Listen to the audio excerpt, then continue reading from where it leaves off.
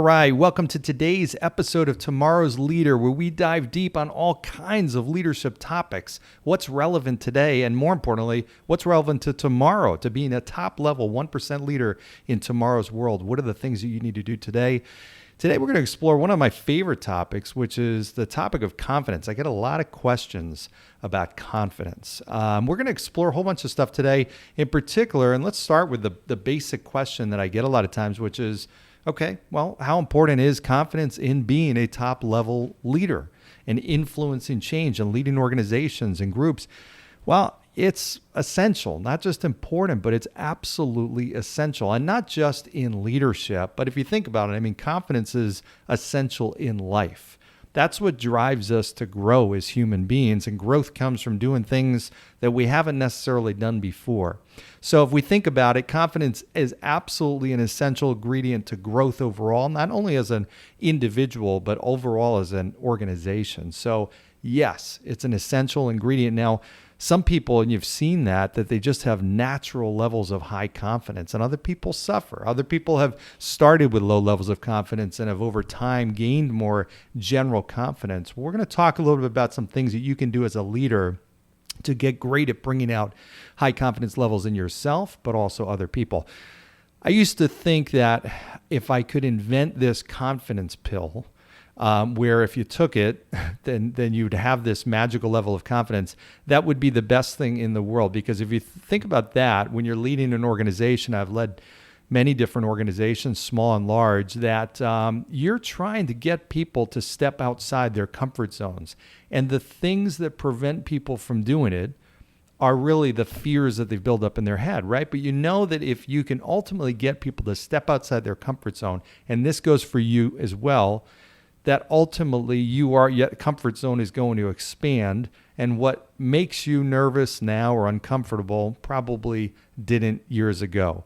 And what will make you nervous and scared in a year are not necessarily the things that do now. So that's all part of growth. So this magical confidence pill would be an unbelievably phenomenal thing, because I give it to everybody in my organization, and we'd grow to 10 times what we are today in the next year. Unfortunately, that doesn't exist, right? So we have to figure out ways as leaders, not only to bring out our own confidence level and ensure that we have high levels of confidence, but how do we bring it out on other people that we lead? And I'm going to talk a little bit about that, because if you think about what this does, ultimately, confidence and fear exist in the same place, and they can't occupy the same space. If I'm fearful of something, then it's very hard. It prevents me from being confident at that certain task. And the fear may be physical. It may be, hey, if I try skiing down this expert diamond hill, I don't have a lot of confidence because I'm fearful that if I try this, I'm going to fall and I'm going to hurt myself, or even worse, kill myself. Well, that's a physical fear. And unless I can somehow overcome that, well, there's not going to be room for much confidence, right? So it's important. I understand they occupy the same space. The other type of fear that I may face is more of a mental fear. So it might be, hey, if I got up and I did this presentation in front of the group, it may not go well. It may be embarrassing. I may put myself in a humiliating situation. If I took on this new role and I ultimately failed as a leader in this role and I wasn't prepared for it, then it would maybe cause problems with my career, my self-esteem. It would be embarrassing. It would be very public. So there's all kinds of fears, but they typically are going to fall into those physical or mental levels. So if you think about that, my job as a leader, and ultimately of myself, most importantly, because I'm the most important person that I lead, I need to make sure that I'm doing everything I can to eliminate or reduce that level of fear. So the question is how do you do that?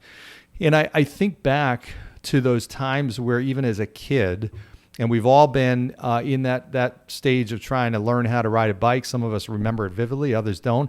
But I think most of us probably went through the same experience, right? Where you got on a bike and your parent or guardian or older brother or sister might have been behind you and pushing that bike and kind of holding you steady while you're riding it. And you were okay doing that because you didn't have a whole lot of fear, because you didn't necessarily know what to be afraid of. Maybe you hadn't fallen down off that bike before. So you didn't really know that it actually hurts when you fall down on that bike. So you didn't really have any fear. Now, the first time maybe you did try to do it on your own, you fell down, that hurt. Now you've got that physical pain associated with that activity. That's going to reduce your confidence pretty significantly because you tried to do something, you failed. There was a consequence. It was painful physically. Maybe it was humiliating. You had all kinds of negative stuff. But what did your parents do? Or what did your older brother or sister do? Well, they probably got behind you and said, okay, I'm going to hold on to you and I'm going to be with you the whole way. And then you're riding. And all of a sudden you realize, you know what? Nobody's behind me. They're not holding on anymore. Yet you're still going and you're actually mastering the task, right? So that was an example where your parents or your older brother or sister actually gave you confidence that you necessarily didn't have. And they did it because they provided you a little comfort and a little safety net that may not have actually existed there. And it took that fear away, right? So it allowed you to do something you hadn't done before. And the outcome of that was, if you were like me, you're riding the bike for a long period of time. You're like, oh my gosh, I'm going. This is awesome, right? Now that built my confidence. So look at your parents, your older brother or sister in that situation as the leader in that situation, right? They helped you develop a confidence level you didn't have before. So there's all kinds of ways that leaders can almost lend confidence to people, right? Got all different kinds of ways. I was a guest on a good friend of mine, Kevin Palmieri, and Alan Lazarus's podcast, Hyperconscious Podcast, which is a phenomenal podcast. And they asked me a great question. They said, was there a moment in your leadership or your life where things kind of clicked for you and you said, hey, this leadership thing is really, really cool? Was there a situation or some kind of person or anything that kind of triggered your interest in it? And it was a great question. I had to think for a little bit. And I said, there was, and I've told this story before I told it on the podcast. They said, I didn't even know what leadership was, but I remember a situation, I'll tell the story again, where I played baseball. And, I was in baseball, I was the type of hitter that I would swing for the fences every single time I got up to the plate. I thought it was exciting, and I was exciting to watch, but I was not the guy you wanted in a clutch situation. I either hit a home run or I struck out most of the time. I think I led the team in both. So I was not the contact hitter at all. I was not the guy you wanted up at a point where you needed a hit.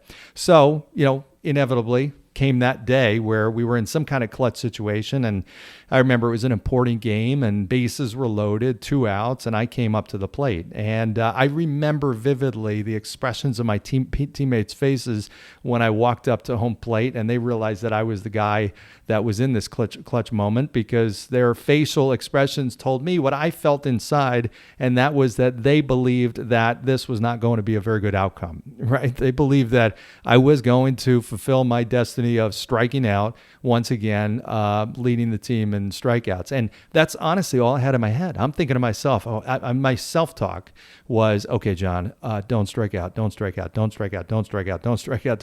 I remember saying that. My heart was pounding. And I think my third base coach could sense this because he called timeout. And I walked over to him, and it was me and him, and my shoulders were slumped. I'm sure my body language said everything about how my mind was feeling and thinking. And my teammate on the third base came up to me in this little group of the three of us, and my teammate said, John, just hit the ball. And I'm thinking, okay, great. Wow, geez. Hello, okay. Wow, that's all I got to do is hit the ball. All right, terrific. So that didn't really help.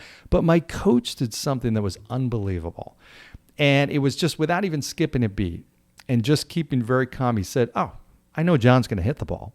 But John, when you hit the ball, try and hit it to right field so we can get 2 runners in instead of just 1.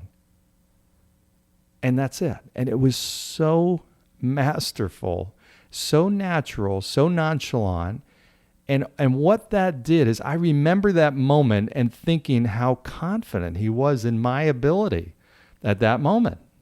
And all of a sudden I started thinking the same thing. I'm like, well, yeah, of course I'm going to hit the ball.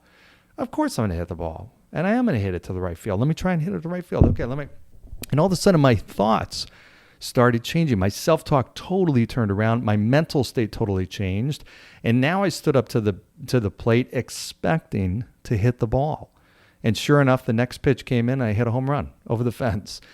True story. It was an unbelievable moment. And I give my coach so much credit for that. Now, I never went back to ask him if he really thought I was going to hit the ball or he was just trying to influence me to think that way. My guess is he probably was he sensed a real low lack of confidence and was trying to change that.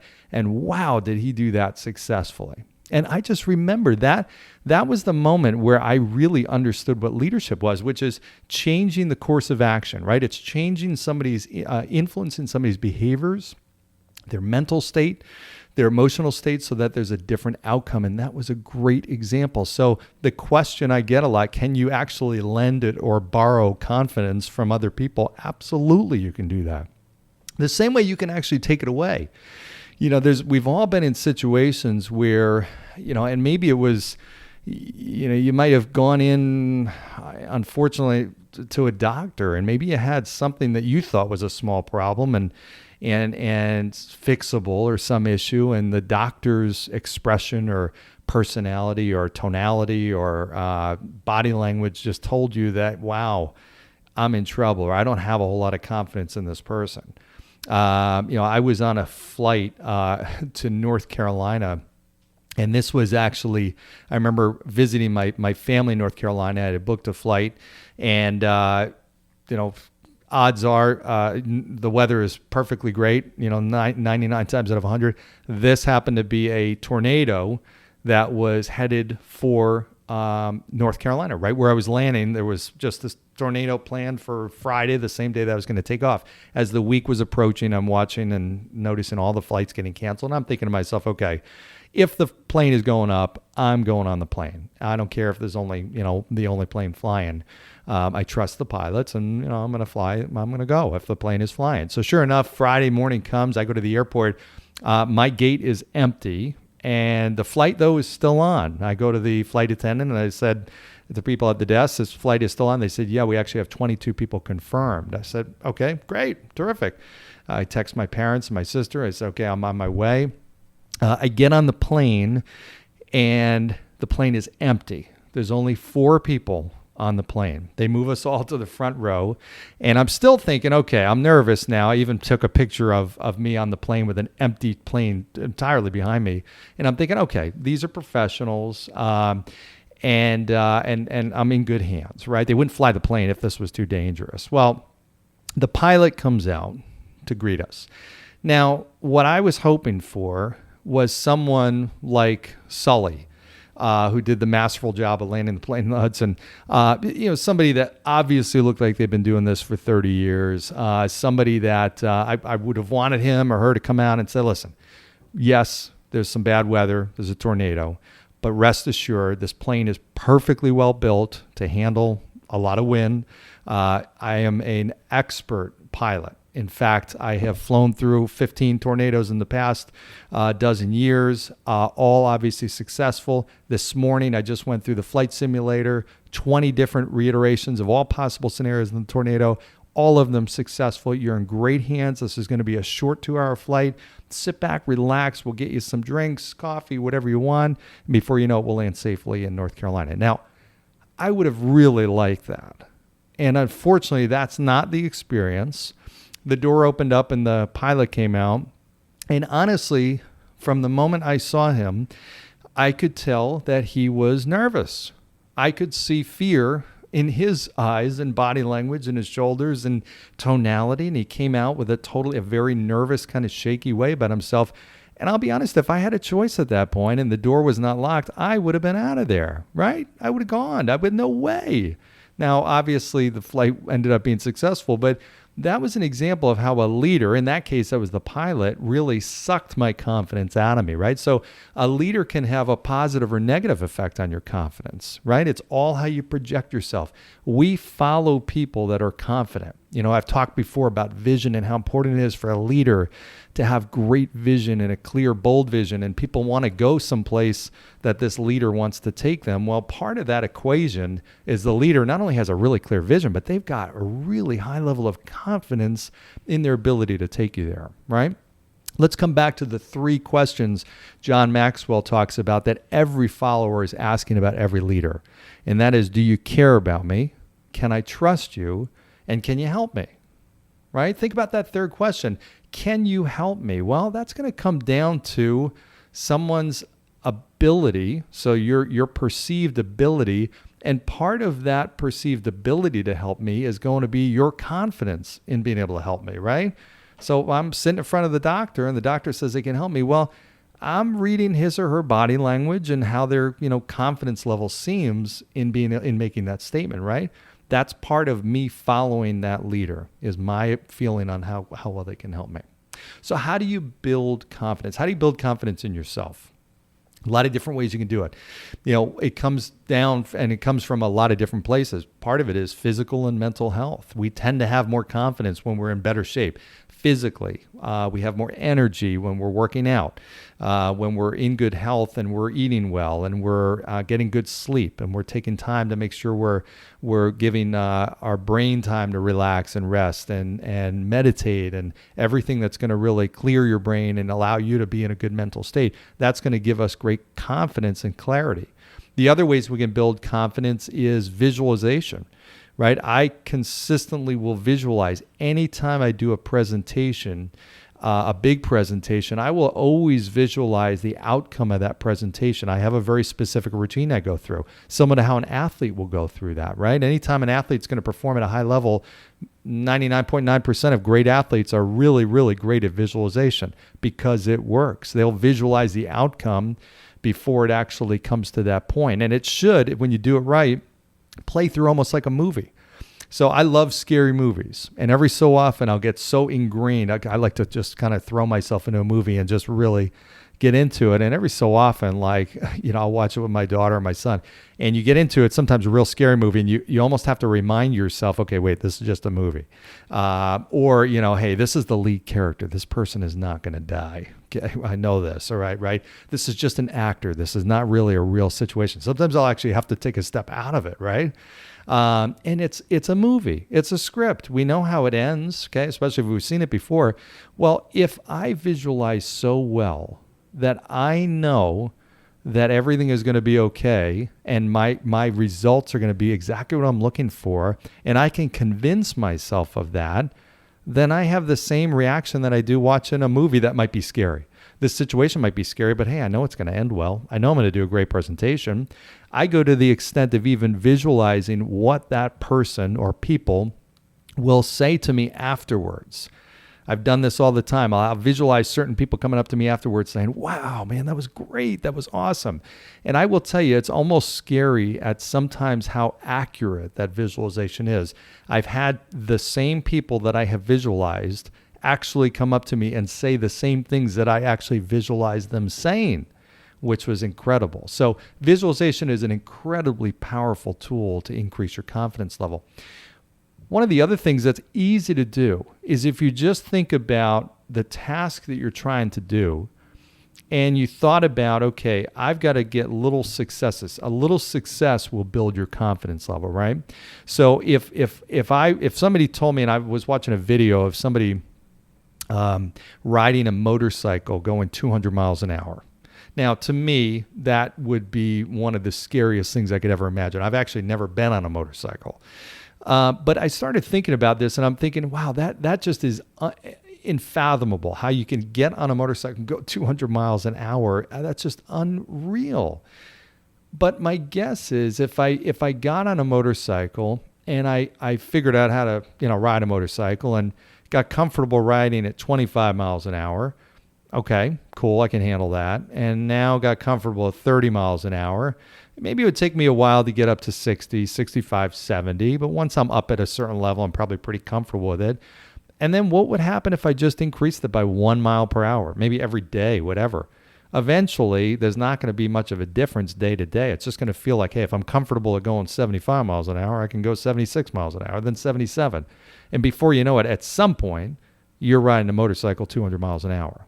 Does that make sense? So part of this is you've got to realize these small little successes. If you break these big things up into small little chunks and just say, okay, can I get a little bit more comfortable? I may not be ready to present in front of 1,000 people. Let me just practice presenting, doing a presentation in front of 3 people. And now if I'm comfortable with that, let me try and bump that up to 4 or 5. Then let me get it up to 10. And then eventually you keep getting to a point, And I will tell you, having spoken in front of thousands of people, there's no difference speaking in front of 50 people as there is 3,000. There's really not a difference. So my guess is the same thing with that motorcycle example. There's probably not much of a difference going from 100 to 200, not as much as going from 0 to 100. So once you reach a point, it's actually easier and easier and easier to keep progressing. So the biggest fear and obstacles we face are those first few steps. Once we get it going, it's a lot easier and our confidence soars.